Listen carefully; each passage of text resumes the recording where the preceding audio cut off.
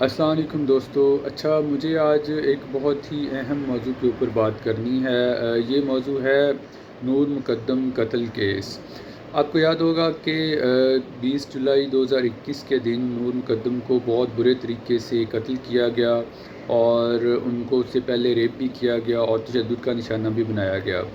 تو یہ سارا کرنے والے جو مجرم تھے ظاہر جعفر، ان کو عدالت کی طرف سے جو ہے وہ فروری 2022 کے اندر سزائے موت بھی سنا دی گئی،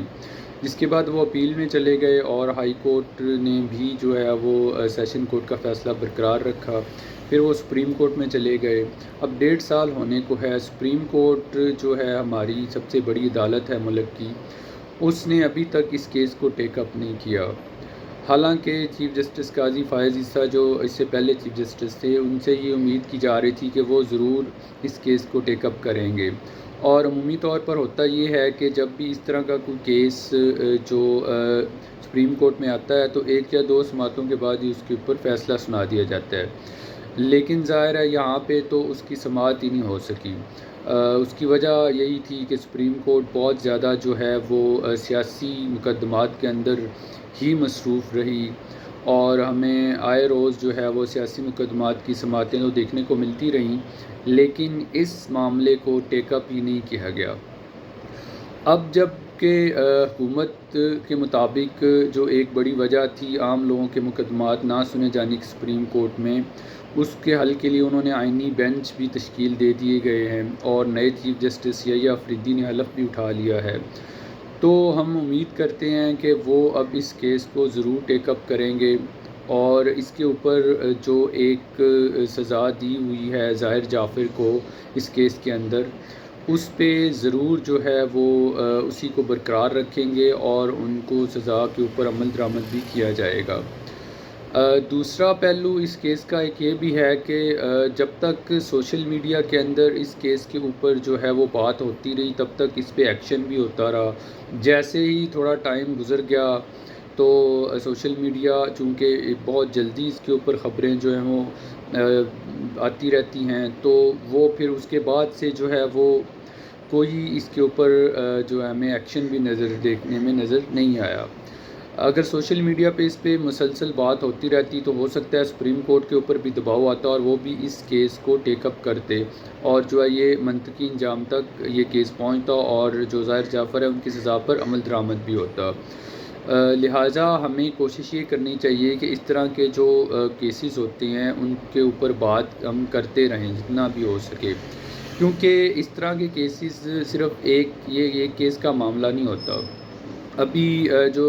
نور مقدم ہیں ان کے والد کو اس کے اوپر پریس کانفرنس کرنی پڑی ہے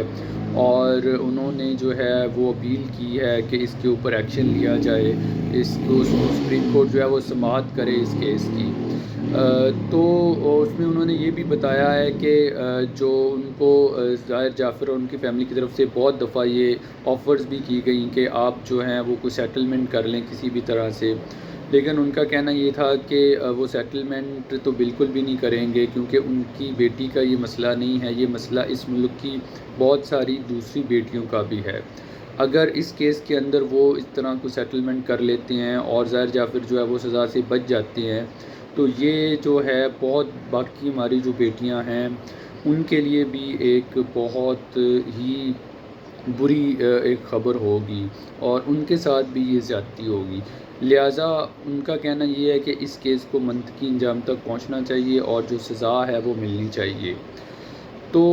ہم بھی جو ہے وہ جسٹس یحییٰ آفریدی سے اپیل کرتے ہیں کہ وہ جلد از جلد اس کیس کو سنیں تاکہ جو سزا ہے وہ ان کو دی جا سکے، اور پھر ایک جو امید ہے وہ ضرور پیدا ہو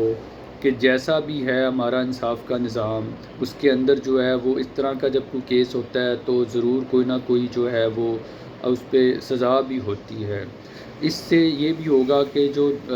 کسی اور کے ساتھ خدا نخواستہ اگر اس طرح کا کوئی واقعہ ہو جاتا ہے تو پھر ان کو بھی ان کے لواحقین کو بھی ہمت ملے گی کہ وہ بھی جو ہے وہ اس طرح جو ہے نا اس کو سزا دلوا سکیں۔ تو بس یہی کہنا تھا مجھے کہ آپ لوگ بھی اس کے اوپر بات کریں، اس پہ آواز اٹھائیں تاکہ جو سپریم کورٹ تک ہماری یہ بات پہنچے اور ظاہر جعفر جو ہیں ان کو جو سزائے موت دی گئی ہے اس پر عمل درآمد ہو اور نور مقدم کو جو ہے وہ انصاف مل سکے۔ بہت شکریہ۔